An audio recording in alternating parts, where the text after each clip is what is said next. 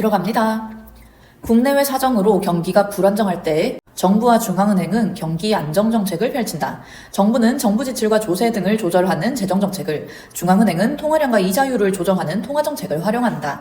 여기까지 읽었더니 경기 안정 정책의 종류에 두 가지가 지금 제시가 된 거거든요. 그러면 이 이하의 내용을 읽으면서 계속 재정 정책인지 통화 정책인지 이거 두 개를 구별하면서 읽어줘야 된다라는 뜻이 되니까 이 두 가지의 개념 지금 체크하고 넘어갈게요. 똑같이 경기 안정을 목표로 하는 정책이지만 재정 정책이라는 건 정부가 정부 지출, 다른 말로 하면 정부에서 쓰는 돈, 정부에서 쓰는 돈이나 혹은 조세, 세금 등을 조절해서 하는 정책이고요.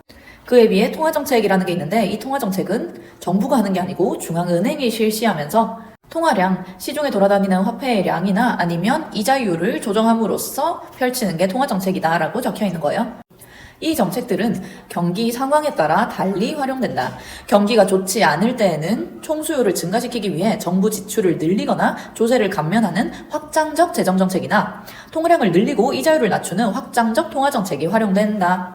예시를 들어줬는데요. 경기가 좋지 않을 때를 예시를 들어줬어요. 이때는 재정정책의 경우에는 정부 지출을 늘리거나 아니면 조세를 낮춰줘야 되고요. 통화정책을 실시한다 하면 통화량을 늘리고 이자율은 낮추는 식으로 정책을 조절을 한다라고 적혀 있어요. 또 경기 과열이 우려될 때는 이라고 적혀 있는데 방금 경기가 좋지 않을 때랑 반대되는 상황이니까 당연히 여기에 해당되는 내용도 그대로 고스란히 반대로 적혀 있을 것이다 하는 걸 눈치채실 수 있겠죠? 경기 과열이 우려될 때에는 정부 지출을 줄이거나 세금을 올리는 긴축적 재정정책이나 통화량을 줄이고 이자율을 올리는 긴축적 통화정책이 활용된다. 여기 적혀 있는 내용은 위에 표시한 거에 반대되는 내용이니까 추가적으로 표시는 하지 않을게요. 이러한 정책들의 효과 여부에 대해서는 이견들이 존재하는데 대표적으로 통화주의와 케인스주의를 들 수 있다. 두 학파의 입장 차이를 확장적 정책을 중심으로 살펴보자. 1문단 2까지 읽었을 때 우리가 앞으로 읽게 될 내용이 무엇인지 화제를 최대한 구체적으로 적고 내려가야 된다라고 얘기했으니까 우리는 앞으로 이러한 정책들의 효과 여부에 대한 통화주의와 케인스주의의 의견 차이에 대해서 읽게 될 거예요. 효과 여부라는 말은 효과가 있는지 없는지라는 얘기니까 우리가 위에서 재정정책과 통화정책이라는 두 가지 종류의 정책이 있다 하는 걸 읽고 내려왔으니까 이러한 정책들이 효과가 있는지 없는지에 대해서 얘네가 무엇이라고 얘기하는지 그거를 찾아야겠다라는 생각을 하고 이 문단으로 내려가도록 할게요. 내려갑니다. 먼저 정부의 시장 개입을 최소화해야 한다고 보는 통화주의는 일단 통화주의 먼저 시작합니다. 통화주의 얘기 끝나고 나면 케인스주의 얘기가 나오겠죠? 통화주의는 화폐 수요가 소득 증가에 민감하게 반응한다고 주장했다. 여기서 화폐란 물건을 교환하기 위한 수단을 말하고 화폐 수요는 특정한 시점에 사람들이 보유하고 싶어하는 화폐의 총액을 의미한다. 개념정이 나왔으니까 가볍게 체크만 하고 내려갈게요. 화폐가 무엇인지 언급해줬고요. 화폐 수요가 무엇인지 언급을 해줬구나. 통화주의에서는 화폐 수요의 변화에 따라 이자율 변화가 크게 나타나고 이자율이 투자 수요에 미치는 영향도 크다고 보았다. 따라서 불경기에 정부 지출을 증가시키는 재정정책을 펼치면 국민소득이 증가함에 따라 화폐 수요가 크게 증가하고 이에 영향을 받아 이자율이 매우 높게 상승한다고 보았다. 더불어 이자율에 크게 영향을 받는 투자 수요는 높아진 이자율로 인해 예상된 투자 수요보다 급격히 감소하면서 경기를 호전시키지 못한다고 보았다. 이 때문에 확장적 재정정책의 효과가 기대보다 낮을 것이라 주장했다. 지금까지 쭉 읽었을 때요, 결론적으로 마지막에 읽은 이 문장이 굉장히 중요하다 하는 거 이해하실 수 있으실까요? 왜냐하면 우리 분명히 1문단에서 각각의 입장이 각 정책의 효과 여부에 대해서 다른 의견을 펼칠 거야 라는 걸 알고 내려왔잖아요. 통화주의의 주장을 쭉 읽었더니 결론적으로 통화주의는요, 확장적 재정정책의 효과가 낮을 것이라고 주장했다라고 얘기하니까 이 문장이 가장 핵심 문장이 된다 하는 걸 눈치채 주셔야 돼요. 1문단 마지막 문장에서 확장적 정책을 중심으로 두 입장을 살펴보겠다라고 얘기했으니까 불경기에 확장적 정책을 펼치면 어떻게 되는지 지금부터 생각을 해주셔야 되겠죠?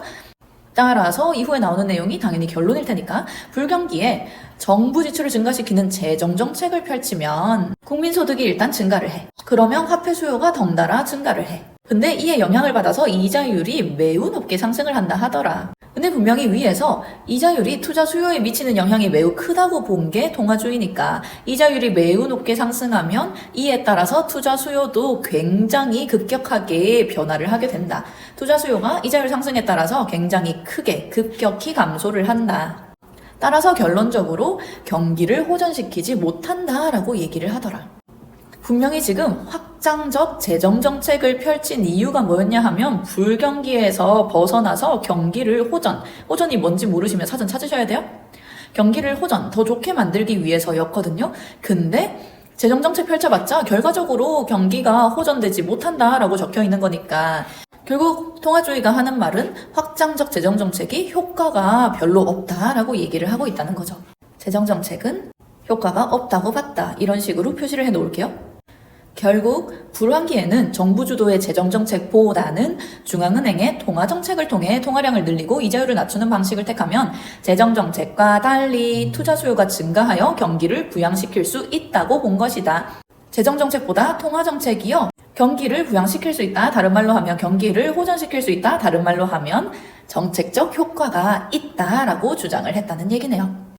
그럼 여기까지 읽었을 때 통화주의의 입장에 대한 문단이었는데요. 우리 결국 특정한 정책이 효과가 있니 없니를 가지고 둘이 다른 의견을 제시할 거다라고 얘기를 했으니까요. 통화주의는 정책의 효과에 대해서 뭐라고 했냐 하면 재정정책은 효과가 없고 통화정책이 효과가 있어 라고 얘기를 한 게 통화주의다라는 거였죠. 사실 이름이 통화주의니까 통화정책이 최고다라고 얘기한 게 이상하게 느껴지지는 않는 것 같긴 해요. 니값 한 거지? 그러면 여기에서 우리는 이하에 이어질 케인스주의의 내용도 당연히 예측을 할 수 있겠네요. 왜냐하면 특정 정책의 효과 여부에 대한 이견이 있다라고 얘기했으니까요. 케인스주의 입장에서는 통화정책이 효과가 있게 없게요? 통화정책이 효과가 없고 오히려 재정정책이 효과가 있어 라고 주장을 하는 게 뻔히 보이는 거죠. 까지 괜찮을까요? 우리 이미 결론은 파악했어요. 지금부터 케인스주의 얘기가 이어질 건데요. 케인스주의에 의하면 재정정책이 효과가 있어 라는 주장이 나올 거예요. 확인하러 내려가 봅시다. 반면에 경기 안정을 위해 정부의 적극적인 개입이 필요하다고 보는 케인스주의는 화폐를 교환 수단으로만 보지는 않고 이자율과 역의관계를 가지는 투기적 화폐 수요가 존재한다고 보았다. 읽으면서 위에 나왔던 통화주의와 차이점 잡아가셔야 되니까 케인스주의가 정부의 적극적인 개입을 필요로 했다 하는 것도 차이점, 그리고 투기적 화폐 수요라는 새로운 개념이 등장했다 하는 것도 차이점. 일단 투기적 화폐 수요라는 건 이자율과 역의관계를 가지는 화폐 수요다 하는 거 잡아주시고요. 투기적 화폐 수요는 통화량이 늘어나도 소비하지 않고 더 높은 이익을 얻기 위해 화폐를 소유하고자 하는 수요이다 라고 얘기하는 거 투기적 화폐 수요의 정의인데요. 통화량이 늘어나도, 즉 시중에 돌아다니는 화폐가 늘어나도 사람들이 그 화폐를요, 물건을 사거나 서비스를 구매하는 데 사용하지 않고 계속해서 그냥 소유만 하고 있는다는 거예요. 왜요? 더 높은 이익을 얻기 위해서요. 이자율이 계속 높아질 게 예측이 되니까 화폐를 소비하는 것보다 그대로 가지고 있는 게 더 이득이다라고 판단하는 사람들이 등장을 한 게 케인스주의. 따라서 통화정책을 통해 통화량을 늘리고 이자율을 낮추면 투기적 화폐 수요가 늘어나 화폐가 시중에 돌지 않기 때문에 투자 수요가 거의 증가하지 않는다고 본 것이다. 중요한 표현 나왔다 하는 거 눈치채실 수 있었을까요? 통화정책을 펼치면 어떻게 되는가? 근데 우리 이미 이 문단에서 결론은 파악했잖아요. 케인스주의는 통화정책이 효과가 없다라고 얘기해야 되거든요. 통화정책을 통해 통화량을 늘리고 이자율을 낮췄더니 오히려 투기적 화폐 수요가 늘어나서요. 화폐가 시중에 돌지를 않기 때문에 투자 수요가 거의 증가하지 않는다더라. 이 내용이 이 문단에 있었던 내용과 반대되는 것이다 하는 거 파악하실 수 있을까요? 잠깐 이 문단 올라갈게요. 이 문단의 통화주의 결론에 의하면 통화정책을 펼쳐서 이자율을 낮추면 결론적으로 투자 수요가 증가해서 경기를 부양시킬 수 있다라고 얘기를 했거든요. 즉 경기 침체기, 경기 불황인 경우에는 투자 수요를 증가시키는 게 우리의 목적이 된다는 얘기였죠. 그래서 통화주의에 의하면 통화정책을 통해서 그 목적을 달성할 수 있었고요. 그대로 케인스주의 다시 내려오시면 앞서 통화주의에서 얘기한 것과는 달리 케인스주의 입장에서는요, 똑같이 통화정책을 펼칠 경우에 투자 수요가 거의 증가하지 않는다라고 얘기하는 거예요. 왜요? 앞에서 언급되지 않았던 투기적 화폐 수요라는 새로운 개념이 등장해서 이것 때문에 통화주의의 결론과는 달리 투자 수요가 증가하지 않는다라고 주장하고 있는 거죠. 즉, 케인스주의는 실제로 사람들이 화폐를 거래 등에 얼마나 자주 사용하는지가 소득의 변화보다 화폐 수요에 크게 영향을 미친다고 본 것이다. 그래서 케인스주의는 확장적 재정정책을 시행하여 정부 지출이 증가하면 국민소득은 증가하지만 소득의 변화가 화폐 수요에 미치는 영향이 작기 때문에 화폐 수요도 작게 증가할 것이라 보았다. 이에 따라 이자율도 낮게 상승하기 때문에 투자 수요가 예상된 것보다 작게 감소할 것이라 보았던 것이다. 뒷부분 읽으시면서 앞에 나오는 통화정책 내용과 섞으시면 헷갈리거든요. 이 전까지 한 내용은 통화정책이 효과가 없다라는 내용이었던 거고요. 지금부터는 재정정책이 효과가 있다라는 내용인 거예요. 일단 케인스주의 결론 체크할게요. 케인스주의에 의하면 재정정책을 시행하면 정부 지출이 당연히 증가하겠죠? 정부 지출이 증가하면 국민소득이 증가를 한대요. 근데 이때 국민소득의 증가로 인해서 화폐 수요에 미치는 영향이 작기 때문에 화폐 수요도 작게 증가할 것이고, 그래서 이자율도 낮게 상승하기 때문에 투자 수요가 예상된 것보다 작게 감소할 것이라 보았다. 라고 얘기한 뒤에 결론 일부러 숨겨놓은 거거든요. 다시 이 이후의 내용은 재정정책이 실제로는 효과가 있어 라는 내용이에요. 아까 통화주의에서 재정정책에 대해서 뭐라고 얘기했는지 살펴보시면 재정정책을 펼치면요, 국민소득이 증가는 해. 근데 화폐 수요가 엄청 크게 증가를 해서 이자율이 너무 높아지는 바람에 오히려 투자 수요가 엄청나게 감소하는 부작용이 생긴다라고 얘기를 했거든요. 근데 그에 비해 케인스주의가 얘기하기를 사실은 소득의 변화가 화폐 수요에 미치는 영향이 굉장히 작기 때문에 통화주의가 얘기한 것보다 화폐 수요가 작게 증가를 할 거고 이자율도 작게 상승할 거고 투자 수요도 작게 감소할 거야. 즉 통화주의 너네가 한 말과는 달리 재정정책이 생각보다 효과가 있어 라고 얘기를 하는 게 케인스주의의 주장이고요. 따라서 케인스주의는 재정정책이 경기를 호전시킬 수 있다고 보았다라는 결론 문장을 일부러 숨겨놓은 것이다 하는 걸 우리가 읽으면서 파악을 해주셔야 돼요.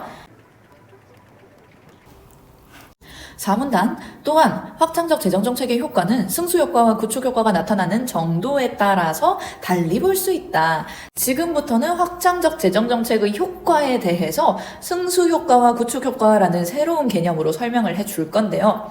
우리 이미 이 3문단에서 읽은 내용에 의하면 통화주의의 입장에서는 확장적 재정정책이 효과가 없다, 효과가 매우 적다라고 얘기를 했었고, 케인스주의에서는 확장적 재정정책이 오히려 효과가 있다라고 주장을 했거든요.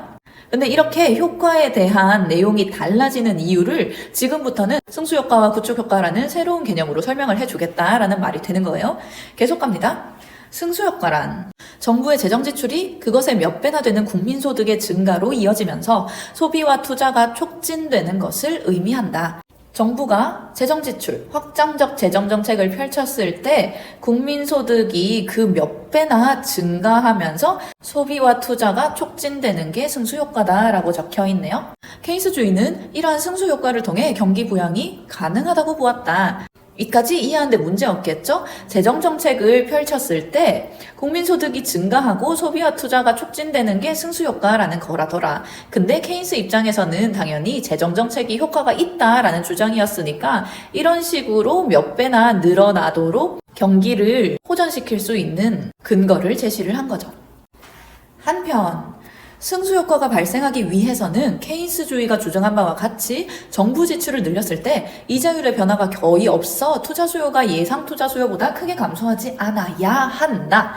그런데 정부가 재정정책을 펼치기 위해 재정 적자를 감수하고 국가가 일종의 차용 증서인 국채를 발행해 시중의 돈을 빌리게 되는 경우가 많다. 국채 발행으로 시중의 돈이 정부로 흘러들어가면 이자율이 오르고 이에 대한 부담으로 가계나 기업들의 소비나 투자 수요가 감소되는 상황이 발생하게 된다.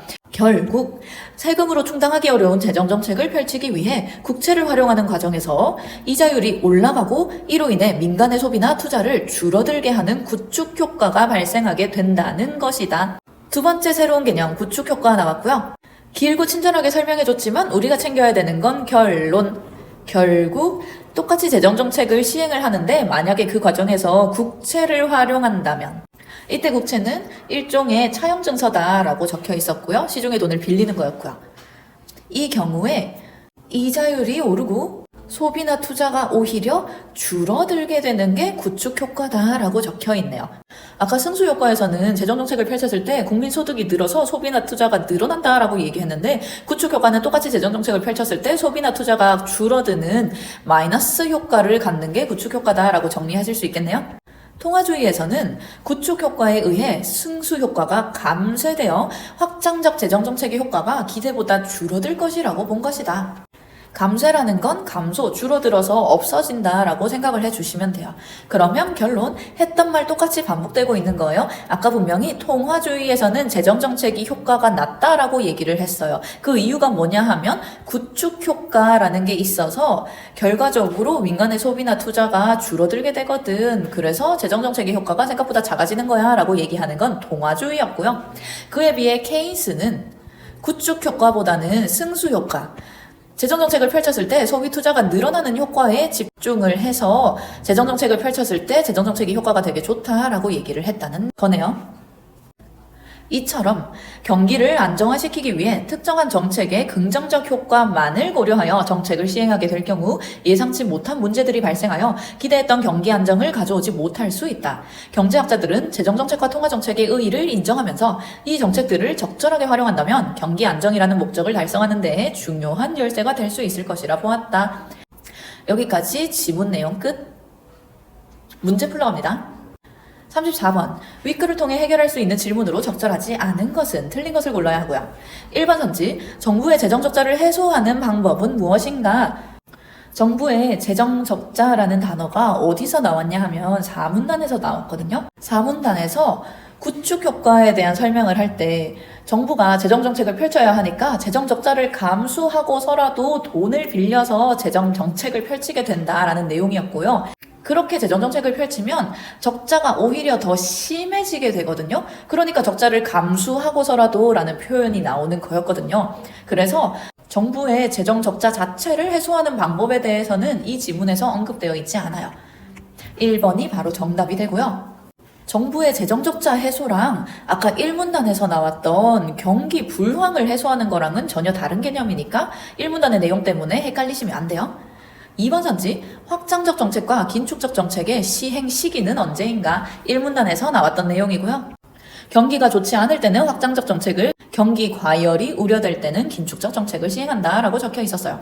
3번 선지, 투기적 화폐 수요가 투자 수요에 미치는 영향은 무엇인가? 투기적 화폐 수요는 3문단의 케인스주의에서 나왔던 내용이고 관련된 내용 3문단에서 찾으실 수 있었고요.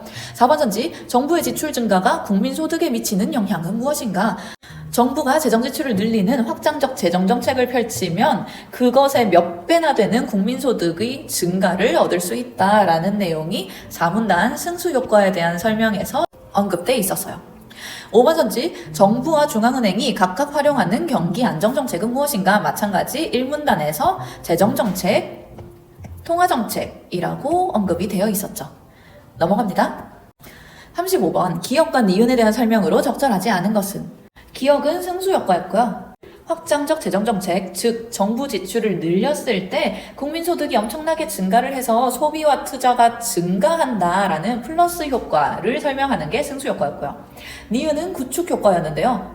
똑같이 정부 지출을 늘려도 만약에 그게 국채를 활용해서 한 정책이라면 오히려 소비와 투자가 감소하게 된다라는 게 구축효과였어요.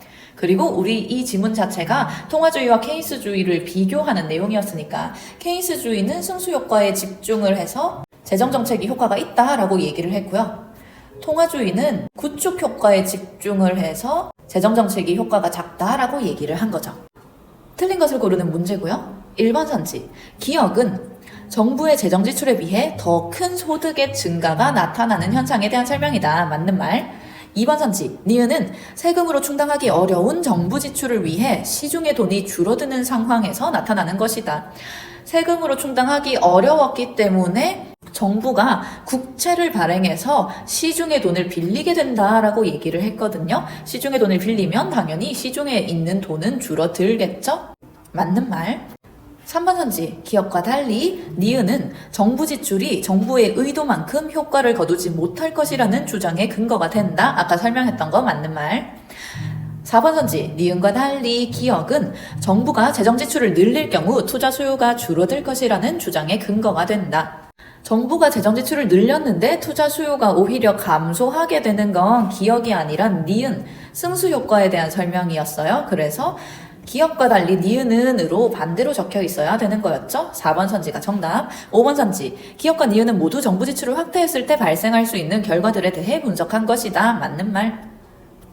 넘어갑니다.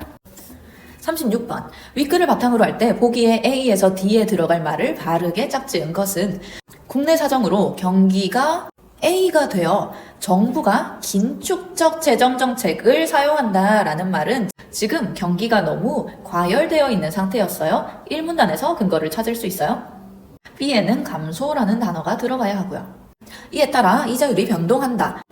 이러한 정책을 통해 경기가 안정되었지만 대외 경제 상황에 의해 경기 무엇이 우려된다면 지금부터는 또 다른 상황이죠. 앞에 있는 정책의 효과는 끝났고요. 지금부터 다른 무언가가 우려된다면, 걱정이 된다면 중앙은행의 경우 통화량을 줄이고 이자율을 어떻게 하는 경기 안정을 도모할 수 있다.